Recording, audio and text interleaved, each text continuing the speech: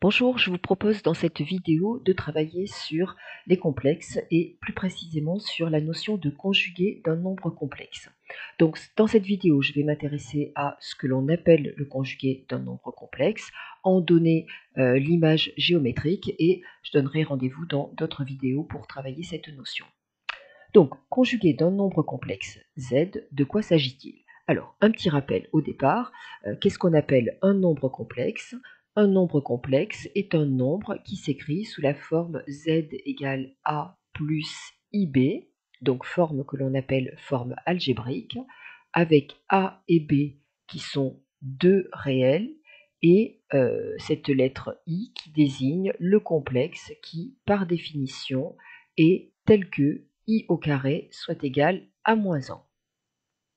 Voilà, donc ça fait partie de la définition des nombres complexes. Dans cette écriture z égale a plus ib, le réel a, je rappelle, on appelle ça la partie réelle de z, et le réel b, attention, c'est juste b hein, et non pas bi, c'est ce qu'on appelle la partie imaginaire de z. Donc la partie réelle et la partie imaginaire sont deux nombres réels. Qu'est-ce qu'on appelle le conjugué de z? Eh bien, le conjugué de z, c'est le nombre complexe que l'on va noter z avec une barre au-dessus. D'ailleurs, ça va être lu z bar. Et qui va être défini de la manière suivante. Eh bien, z bar est égal à a moins ib. Donc, en fait, qu'est-ce qu'il faut savoir sur ce conjugué? Quel est le conjugué de z? C'est le complexe qui va être tel que la partie réelle de z bar, c'est exactement la partie réelle de z, mais par contre, la partie imaginaire de z bar est l'opposé de la partie imaginaire de z. Voilà ce que l'on définit comme étant le conjugué. Donc, je vais donner quelques petits exemples. Donc, si par exemple, je donne le complexe z égale 2 plus 3i, eh bien, le complexe z de bar, ça sera, donc il va garder la même partie réelle, donc 2, sa partie imaginaire sera l'opposé de celle de z, donc 2 moins 3i. Ne pas confondre le conjugué avec l'opposé de z. L'opposé de z, ça se noterait moins z, ça serait donc moins, entre parenthèses, 2 plus 3i, et ça serait donc moins 2 moins 3i. Donc, hop, ici, la partie réelle de moins z est l'opposé de la partie réelle de z, et la partie imaginaire de moins z est l'opposé de la partie imaginaire de z. Donc, n'allez pas confondre conjugué et puis opposé. Donc, si z est égal à, par exemple, moins 1 plus i, eh bien, z bar, hop, on garde la même partie réelle, donc moins 1, et puis, hop, on va prendre l'opposé de la partie imaginaire. Si je prends z égale 7 moins 5i, eh bien, z de bar, ce sera égal à 7 plus 5i. Faites attention, si par exemple on vous donne z égale 2i moins 4, donc ce complexe-là, hop, il s'écrit aussi moins 4 plus 2i, c'est-à-dire que vous le remettez dans l'ordre habituel a plus ib, partie réelle d'abord et partie imaginaire ensuite, et le conjugué, eh bien c'est moins 4 moins 2i. Voilà.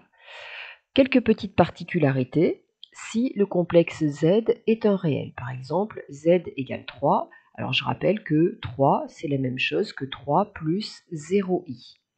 Eh bien z bar, ça sera donc 3 moins 0i, c'est-à-dire 3. Autrement dit, si z est un réel, eh bien il est égal à son conjugué. Z est égal à z bar. Et d'ailleurs, la réciproque est vraie aussi, c'est-à-dire qu'en fait, il y a une équivalence ici. Z réel est équivalent à dire qu'il est égal à son conjugué. Si je donne un exemple d'imaginaire pur, donc z égale par exemple 8i. Donc 8i, c'est la même chose que 0 plus 8i. Eh bien, son conjugué z bar, c'est égal donc à 0 moins 8i, et donc tout simplement à moins 8i. Et donc cette fois-ci, le conjugué, c'est la même chose que le complexe moins z. Donc là, on a aussi une propriété. Z est imaginaire pur. Donc ce qu'on appelle les imaginaires purs, ce sont les complexes dont la partie réelle est égale à 0. Eh bien, cela voudra dire que z bar est égal à moins z. Hop, je vais mettre un. Voilà, z bar est égal à moins z. Et réciproquement, si z bar est égal à moins z, on démontre aussi que z est un imaginaire pur. Donc ces deux équivalences, parfois, sont appelées en exercice. Voilà pour cette notion. Je vais juste terminer sur l'aspect géométrique. Donc vous savez que lorsque on prend un complexe z égale a plus ib, ce complexe, on peut lui donner une image dans le plan muni d'un repère orthonormé OUV.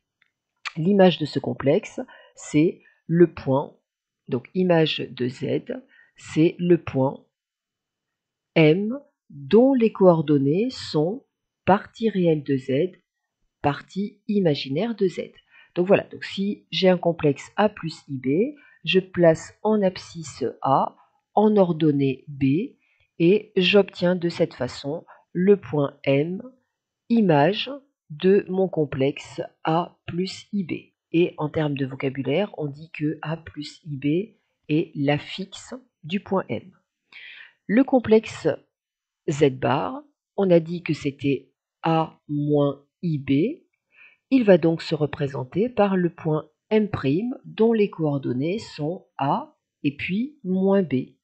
Et en fait, ce point, eh bien, qu'est-ce qu'il a de particulier? C'est tout simplement le symétrique du point M par rapport à l'axe des abscisses qu'on appelle aussi l'axe des réels.